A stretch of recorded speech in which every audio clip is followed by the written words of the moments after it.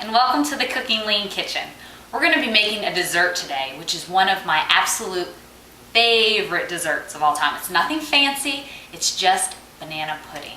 And I cannot go to a summer picnic, summer cookout without seeing this dessert. Someone brings it. So there are lots and lots of different ways you can make banana pudding, but we're going to use Paula's recipe today. And this one comes from her Lady and Sons Savannah Country Cookbook, and I just have to show this a little. You see that? That's Paula Dean's signature.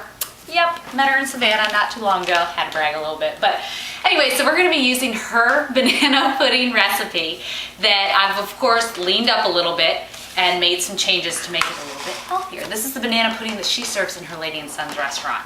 So good.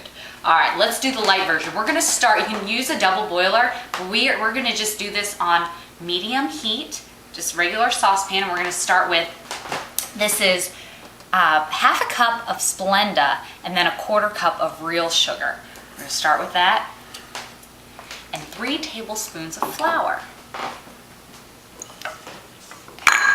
We're going to get this going, mix it all together really well.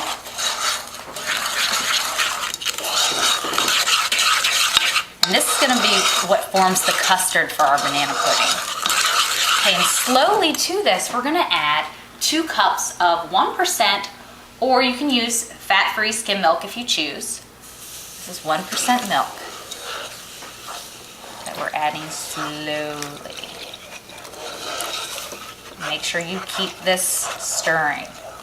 That's one of the notes in the cookbook. It says to keep the custard stirring constantly and to not leave it unattended.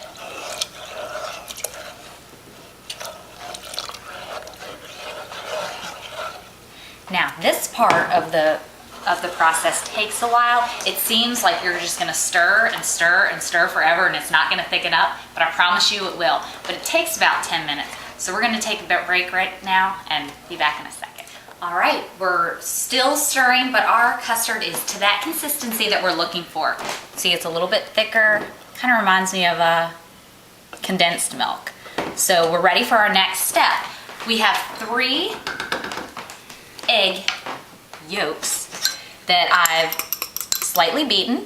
And what we're going to do is we're going to add a little bit of the custard to the eggs. This is called tempering. Add just a little bit like that. Oops, making a little mess here. It's okay, it's what we do when we cook. And we're going to mix those together really well. And then add it to the custard, like so. Okay, once we've added this, we're going to stir it up really, really well and cook it for an additional 2 minutes. After 2 minutes of cooking, continuing to cook the custard with the egg, we're going to now put in our final touches to the custard. So you're going to want to remove it from the heat. Now we're going to add, this is half a stick of butter or a quarter cup, but I can't believe it's not butter because it has half the saturated fat. But we still need the butter. I couldn't cut it out. So we're just going to add it like so. It's going to melt very quickly in our hot custard. And also some vanilla. I love this vanilla. My friend Shauna got this for me in Mexico. It is, oh, it smells so good. I wish you could smell this stuff. But I'm just going to do a little capful. That's how I measure it out there. And that seems to be perfect for this recipe. Or you can measure out a teaspoon. We're going to mix this together. You can see it's melting very quickly. Now, we can't just put the banana pudding together with the custard hot like this. So once everything's melted in there, I'm going to pour it into a bowl, throw it in the fridge so we can cool it off. This is just about ready. While it's cooling, we're going to cut up our bananas and get everything ready for assembly. Okay.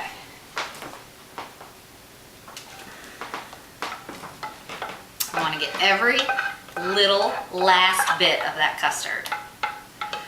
It really starts smelling like banana pudding when you add that vanilla. Oh, so yummy.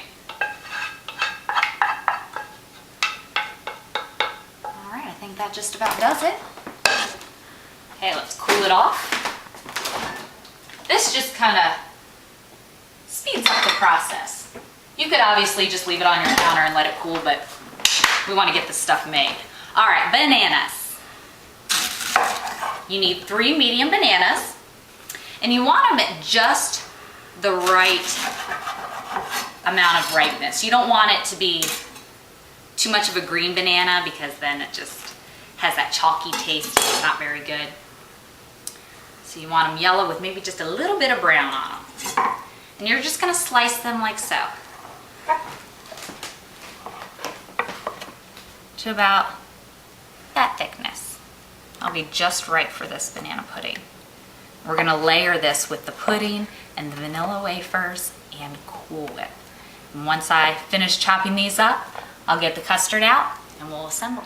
Now that our custard has cooled for about 10 minutes in the fridge, we're ready to start assembling our banana pudding.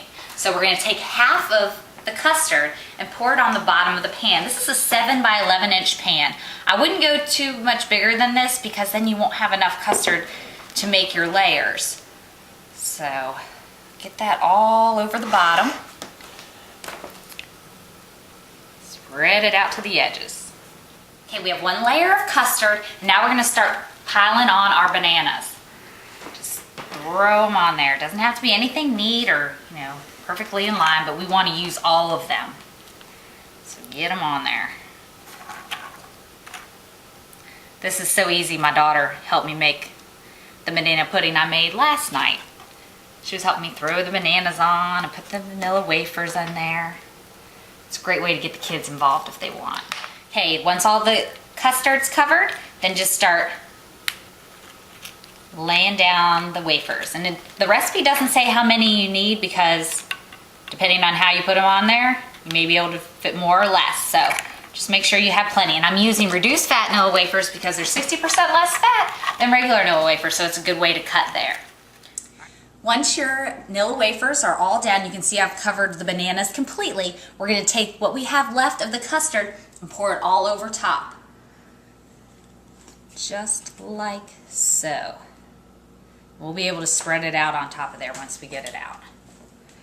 Now the custard is still, even though it's cooled, it's still a little warm. And in order to add that Cool Whip topping, it has to be very cold. So otherwise it'll break down the whipped topping and it'll get all nasty. So plus we want the Nilla wafers to be soft, not crunchy.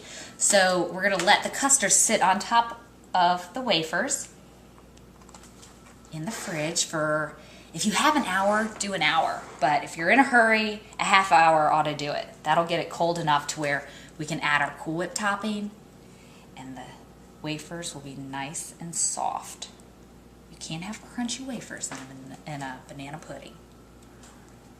Okay. Beautiful. Perfect.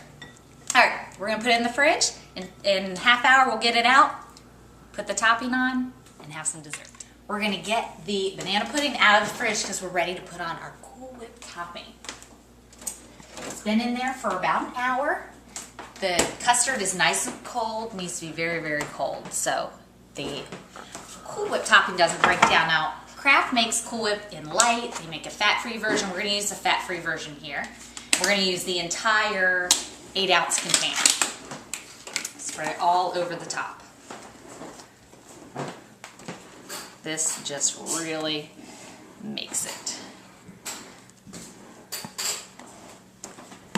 Go, spread it evenly all over the top. Ooh, I heard my little daughter, she's coming in. She knows banana pudding's ready. Yeah, very easy to finish this off. Now I'm ready for a slice of it. Make sure it's good and ready to serve. Get a little square out here. Okay, Mommy. Oh, yummy. Okay, Mommy. She wants to try. Huh? All right, let me taste it first.